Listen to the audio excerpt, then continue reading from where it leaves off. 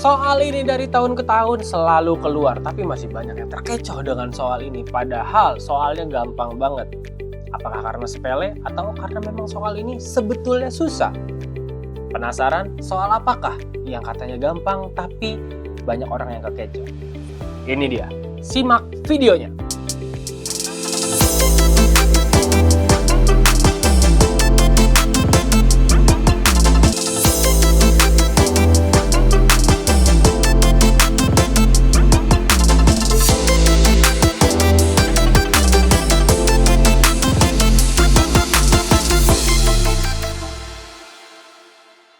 Assalamualaikum warahmatullahi wabarakatuh para teman-teman pejuang CPNS di seluruh Indonesia, seluruh dunia, seluruh kalian ataupun di luar angkasa yang menonton video ini tentunya.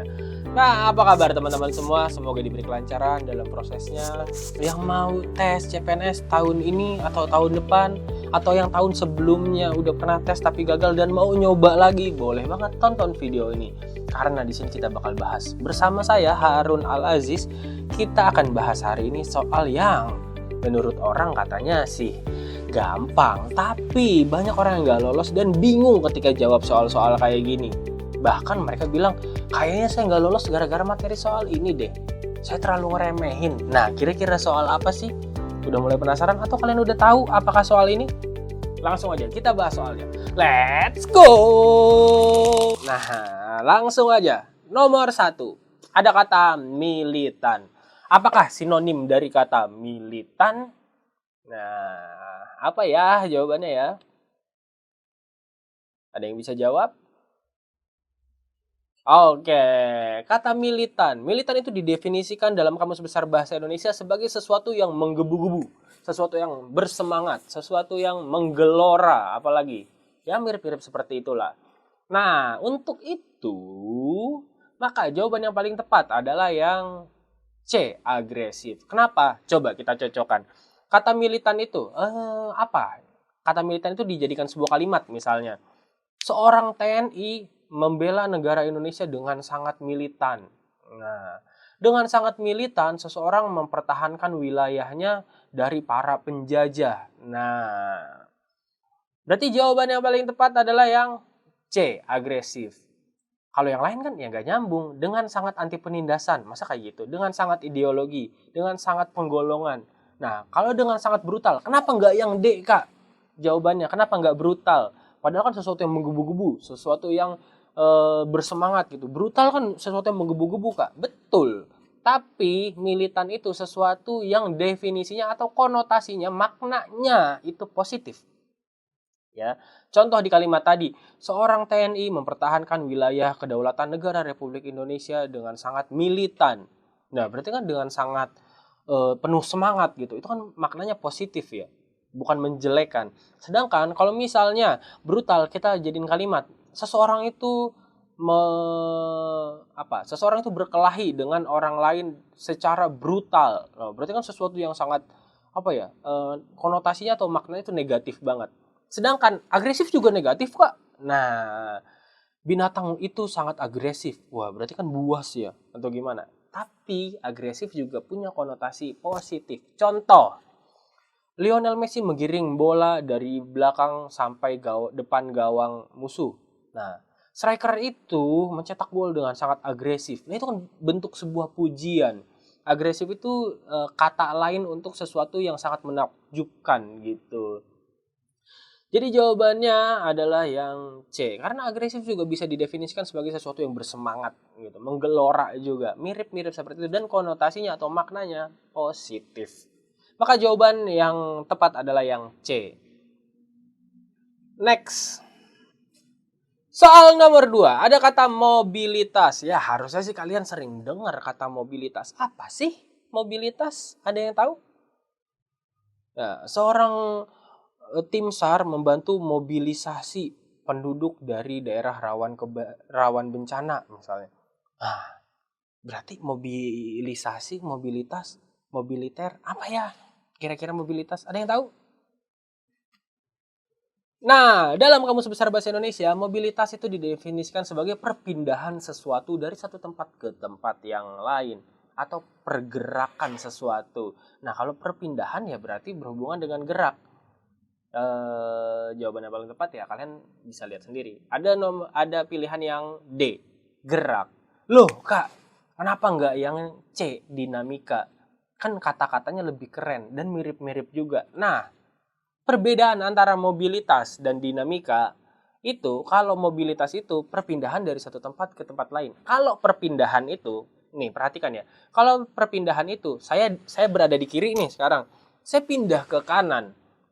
Nah, yang kiri saya ada nggak? Nggak ada. Kalau perpindahan sebuah benda itu dari satu tempat ke tempat lain, berarti di tempat lainnya itu udah nggak ada. Sedangkan kalau dinamika, ya, dinamika itu dia kenaikan atau penurunan, biasanya kan gitu-gitu ya. Dinamika politik. Nah, kadang naik, kadang turun tuh. Nah, itu dari yang misalnya dari bawah ke atas, ke bawah lagi, ke atas lagi. Yang sebelumnya nih, yang pertama, apakah dia hilang? Tidak. Dia tetap ada. Walaupun dia bergerak, tapi dia tidak hilang di yang tempat sebelumnya. Justru itu yang bisa dilihat dinamikanya. Naik turunnya jadi bisa dilihat karena yang sebelumnya nggak hilang. Itu bedanya dinamika dan pergerakan atau mobilitas. Maka jawaban yang paling tepat adalah yang D, gerak. Nah, soal selanjutnya ada kata bonafit. Bonafit. Apa ya bonafit? Biasanya sih kayak bapak-bapak umur berapa ya, lahiran tahun 60 atau 50-an kayaknya sering pakai kata bonafit. Tapi anak muda zaman sekarang juga sering kok ada yang pakai kata bonafit. Nggak tahu ya kalau Gen Z. Kalian sering nggak pakai kata bonafit? Nah, kalau nggak tahu kata bonafit, coba. Apa sinonim dari kata bonafit? Oke, kita jawab secara cepat. Pernah nggak kalian dengar kata perusahaan bonafit? Oh iya pernah dengar, tapi maknanya apa ya? Saya nggak tahu. Saya pernah dengar tuh ada kata perusahaan bonafit, tapi saya nggak tahu makna bonafitnya apa kak. Nah, untuk itu kalau kalian nggak tahu makna bonafit, coba kita masukin ke pilihan-pilihan katanya. Coba perusahaan bonafit. Coba kita lihat yang A, Tegar. Bonafitnya kita ganti dengan pilihan-pilihan ini. Berarti perusahaan Tegar. Loh, masa perusahaan Tegar apa hubungannya? Ngaco, nggak nyambung. Yang B, jenis bonsai. Perusahaan jenis bonsai. Perusahaan macam apa jenis bonsai? Nyambung nggak? Nggak nyambung. C, catatan. Perusahaan catatan. Perusahaan biasanya memang ada yang catat-catatan sih. Tapi perusahaan catatan nggak masuk. Nggak nyambung. Yang D, perusahaan surat berharga. Nggak nyambung juga. Kalau yang E, perusahaannya dapat dipercaya. Oh, nyambung nggak? Nyambung.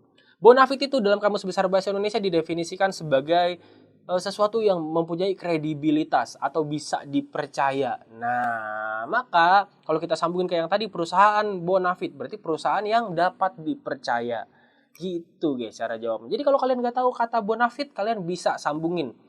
Oh iya perusahaan bonafit, berarti perusahaan apa ya? Nah sambungin tuh ke A, B, C, D, E-nya. Yang paling nyambung yang mana? Itulah jawabannya. Yang E.